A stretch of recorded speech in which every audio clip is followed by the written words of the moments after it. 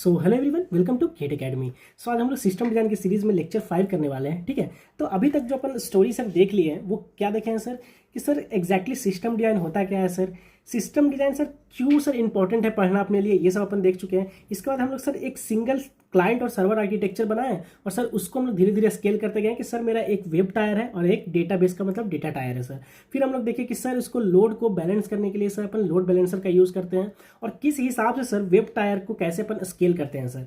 Web tyre को sir scale करने के लिए हॉरिजॉन्टल और वर्टिकल स्केलिंग का यूज़ किया था सर। अब सर बारी आई थी सर डेटाबेस पे, अगर हम लोग बात किए थे सर कि डेटाबेस क्या होता है, और फिर सर हम लोग बात किए थे सर कि अब इसको कैसे स्केल करें।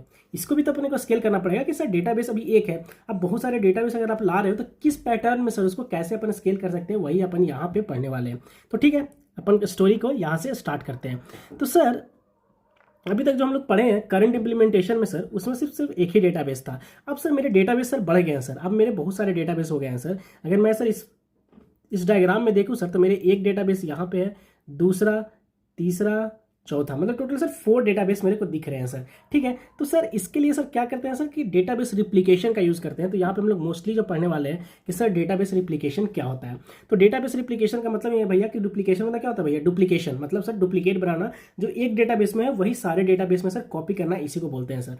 तो ठीक है, तो ये सर यूज़, यह मेथड कहाँ पर यूज होता है सर, ये होता है भैया बहुत सारे डेटाबेस को मैनेज करने के लिए। ठीक है, तो सर इसका कॉन्सेप्ट क्या है सर, मोटा मोटी कॉन्सेप्ट देखें सर तो डेटा रिप्लिकेशन का मतलब होता है सर, इस कॉन्सेप्ट पे बेसिस है मास्टर स्लेव रिलेशनशिप पे बेस्ड है ये। मतलब सर एक मेरा मास्टर रहेगा और जितने डेटाबेस है सर वो सारे स्लेव डेटाबेस रहेंगे, मतलब एक मास्टर डेटाबेस और बहुत सारे स्लेव डेटाबेस रहेंगे। ठीक है, तो सर जो भी मास्टर डेटाबेस में रहता है ना सर, वही सेम चीज कॉपी होकर स्लेव डेटाबेस में आता है। सर इससे फायदा क्या होगा सर, तो अगर हम लोग यहाँ पे देखें कि सर अगर मेरा ये सर्वर है और मेरा सर सारा रिक्वेस्ट आया और इस रिक्वेस्ट आने के बाद सर्वर के पास वो, अगर आप नेटफ्लिक्स चला रहे हो जैसे, तो नेटफ्लिक्स पे क्या हो सकता है भाई, दो काम हो सकता है। या तो जो नेटफ्लिक्स के ऑनर है वो क्या करेंगे भैया, उनको ऑनरशिप रहेगा कि भैया नया कोई मूवीज आता है तो उसको डेटाबेस में राइट करने का, वो डेटाबेस में राइट करेंगे, अपलोड करेंगे उस मूवीज को, और जितने भी यूजर्स हैं वो सारे इस डेटाबेस से उस मूवीज को देखेंगे, मतलब वो क्या करेंगे भैया, मूवीज को रीड करेंगे मोस्टली। ठीक है, तो इसका मतलब सर रीड ऑपरेशन ज्यादा होने वाला है या राइट ऑपरेशन ज्यादा होने वाला है। तो अगर आप देखोगे तो सर राइट ऑपरेशन तो बस नेटफ्लिक्स वाले ही कर रहे हैं, लेकिन रीड ऑपरेशन सर पूरी दुनिया कर रही है, पूरा वर्ल्ड कर रहा है, जो नेटफ्लिक्स का सब्सक्रिप्शन लेके रखे हैं।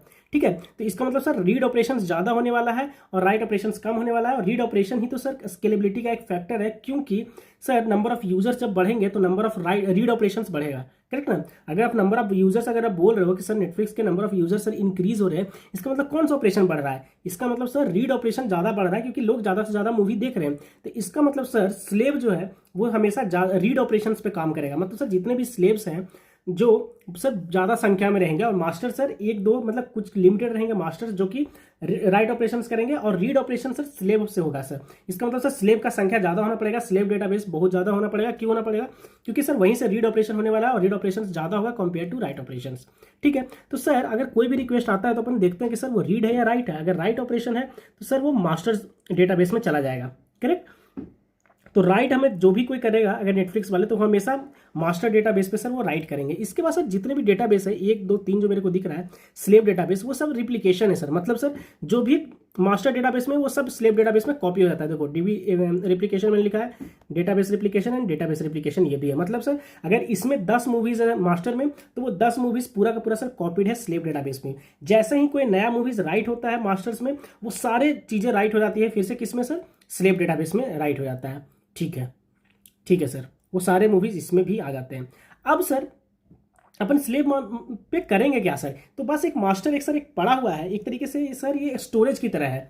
आप एक इसको स्टोरेज की तरह मान सकते हो कि सर एक बड़ा सा स्टोरेज है जिसमें नेटफ्लिक्स के जितने ही मूवीज है सर यहाँ पे सब पड़े हुए हैं, बस पर सर उससे कुछ रीड नहीं हो रहा है सर, बस वो राइट होकर पड़े हुए हैं और उसी का रिप्लिकेशन सर बहुत सारे स्लेव में चला गया है सर। अब जो भी किसी मूवीज को रीड करना रहेगा, कोई मूवीज का रिक्वेस्ट आएगा, तो सर वो स्लेव डेटाबेस में से जाएंगे। तो मास्टर्स मेरा पूरा का पूरा रिलैक्स कर रहा है और रीड हमेशा कहाँ से होता है सर, स्लेव से। तो नंबर ऑफ रिक्वेस्ट के बेसिस पे 1 2 3 जो है ये यहाँ पे एक अपना लोड बैलेंसर रहेगा, वो हमेशा एक साइक्लिक वे में हर एक डेटाबेस पे बैलेंस अच्छे तरीके से बैलेंस करके लोड को मैनेज करता रहेगा। तो जितने भी रीड ऑपरेशन आएंगे या तो इस डेटाबेस से, या तो इस डेटाबेस से, या तो फिर इस डेटाबेस से होंगे।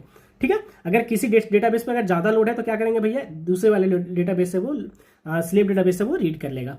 करेक्ट सर, अगर इसको मेरे को और ऐड करना होगा तो स्लेव डेटाबेस तो कुछ नहीं, एक और ऐड करो और वहां पे उसको रिप्लिकेट करो और देन स्टार्ट कर लो अपना स्टोरी को।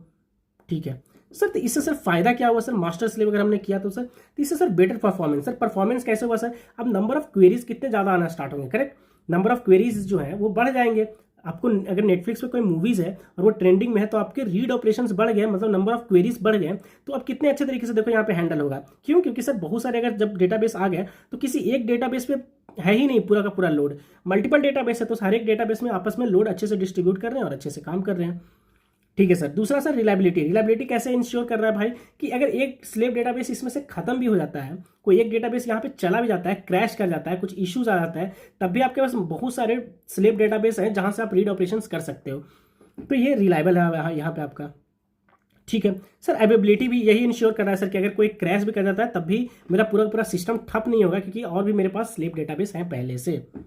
ठीक है सर। अगर अब मेरा मास्टर से चला गया, अगर हम लोग बात करें कि सर मेरा एक स्लेब है, एक ही स्लेब है सर, और वो डाउन चला जाता है, तो क्या होगा भैया, कहाँ से रीड करोगे।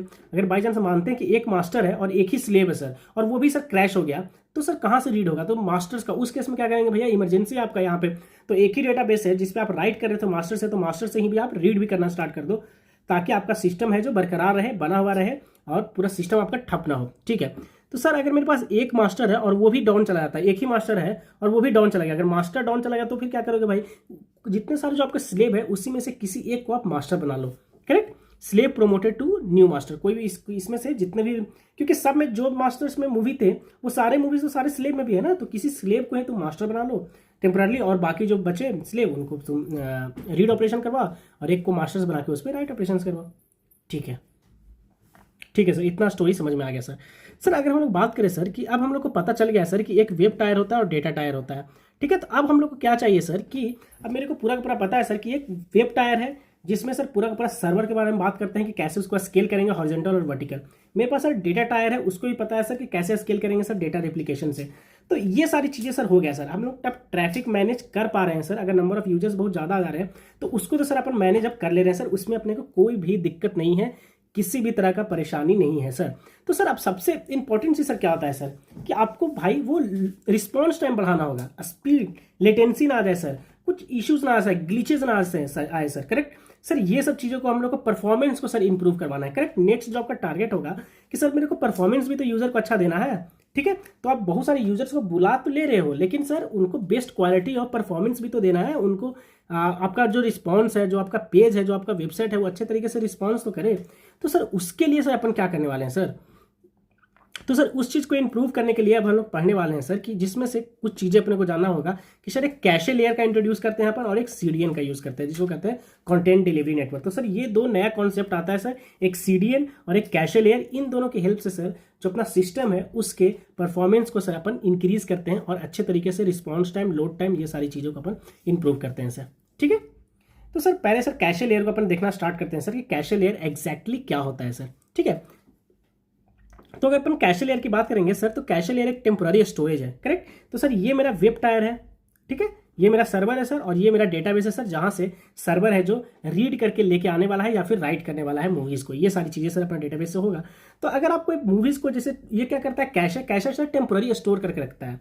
मतलब सर इसका मतलब सर जो मेरा अभी जो डेटाबेस स्टोरेज है उसको एक्सेस करने का टाइम अगर हम कंपेयर करें और कैशे का एक्सेस करने का टाइम हम कंपेयर करें सर, तो कैशे का फास्ट होता है। कैशे अपने को फास्ट एक्सेस टाइम देता है, क्योंकि सर ये रैम में एग्जैक्टली स्टोरेड रहता है सर। ठीक है। तो इसीलिए सर ये फास्ट होता है सर, ये फास्ट होता है।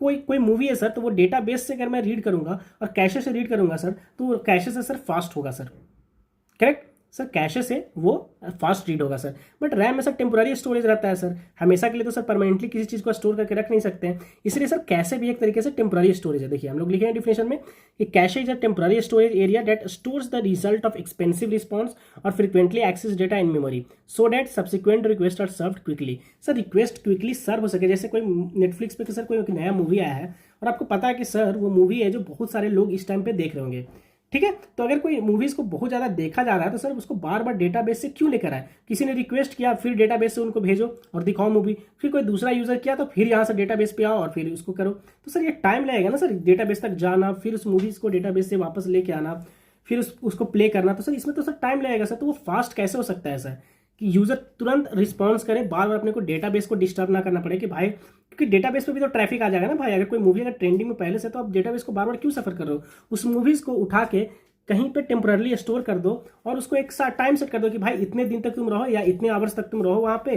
तो हमेशा क्या होगा, जब भी कोई मूवी रिक्वेस्ट करेगा तो वो सबसे पहले डेटाबेस में ना जाके कैशे में जाके चेक करेगा। अगर वो मूवी कैशे में प्रेजेंट है और जो कि कैशे फास्ट है, तो वो खटाक से वो मूवी को देगा और आप यूज़ कर पाओगे, उसको सर्व आपको हो जाएगा वो मूवी और आप इंजॉय कर सकते हो। अगर डेटाबेस में अगर नहीं आपका कैशे में अगर आप वो नहीं है मूवी, तब आप डेटाबेस के पास जाओ, डेटाबेस से वो मूवी लेकर आओ कैशे में उसको स्टोर करो एंड देन फिर आपको वो मूवी मिलेगा प्ले करने के लिए। तो अब कोई अगर यूज़ करना चाहेगा उस मूवी को, तो डेटाबेस में जाने का जरूरत नहीं है, कैशे में आपने पहले ही स्टोर करके उसको रख दिया है।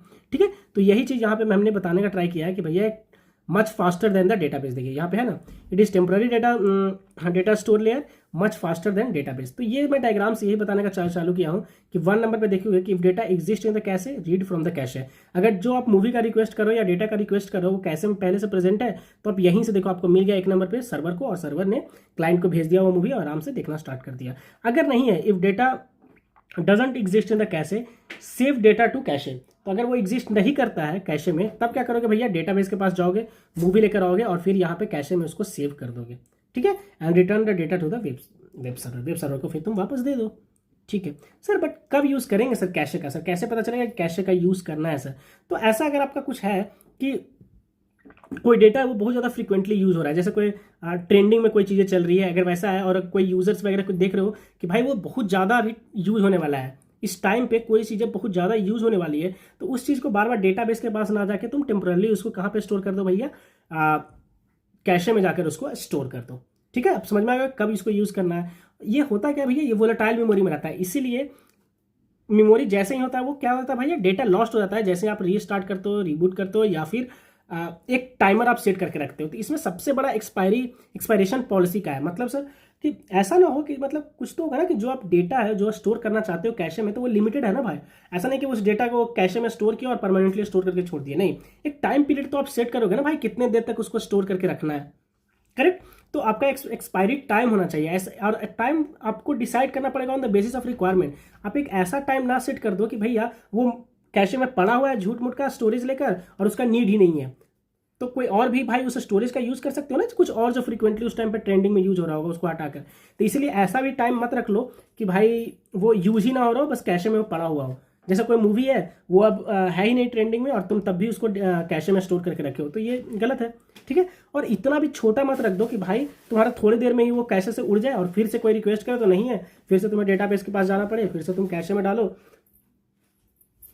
और ये सारी स्टोरी तुम्हें करनी पड़े। करेक्ट, तो एक्सपायरी टाइम अपने को एकदम सोच समझ के रखना पड़ेगा कि भैया सबसे ज़्यादा भी नहीं ले सकते हैं, कम भी नहीं ले सकते हैं। तो बहुत सारे एल्गोरिदम के बेसिस पे, अपने पास्ट एक्सपीरियंस के बेसिस पे, मार्केट किस हिसाब से रिएक्ट कर रहा है उसके बेसिस पे आप ये एक्सपायरेशन पॉलिसी डिसाइड करते हो। ठीक है सर, कैशे के बारे में अपन पूरा स्टोरी पढ़ लिए। ठीक है, तो लेक्चर जो अपना नेक्स्ट लेक्चर है, 6th लेक्चर है, वहाँ से अपन सीडीएन के बारे में पढ़ेंगे और इसी हिसाब से अपन पूरा का पूरा स्टोरी को इंक्रीज करते चले जाएंगे। होप आपको से ये पूरा का पूरा लेक्चर मजा आ रहा होगा भाई लोग, और अपना फीडबैक जरूर दीजिएगा कि आपको कैसा लग रहा है, कमेंट सेक्शन में आप बताया कीजिएगा। वही एक मेरे को मोटिवेट करता है कि मैं आप लोग के लिए बहुत सारी चीज़ें प्लान करूँ और मैं गेट से रिलेटेड, आपके प्लेसमेंट से रिलेटेड, डेटा स्ट्रक्चर्स वगैरह बहुत सारी चीज़ों को प्लान कर रहा हूँ, लीड कोड से रिलेटेड सारे क्वेश्चंस। और आपके कोई भी अगर पर्सनल भी क्वेरीज हों तो आप कमेंट सेक्शन में कर सकते हो और मुझे टेलीग्राम या फिर अदर प्लेटफॉर्म पे भी सर्च कर सकते हो, वहाँ पे भी अपने क्वेरीज को आप रिजॉल्व करवा सकते हो। ठीक है, तब तक के लिए आप इस सीरीज़ को एंजॉय कीजिए एंड देन मिलते हैं आपसे नेक्स्ट लेक्चर में। तब तक के लिए बाय बाय।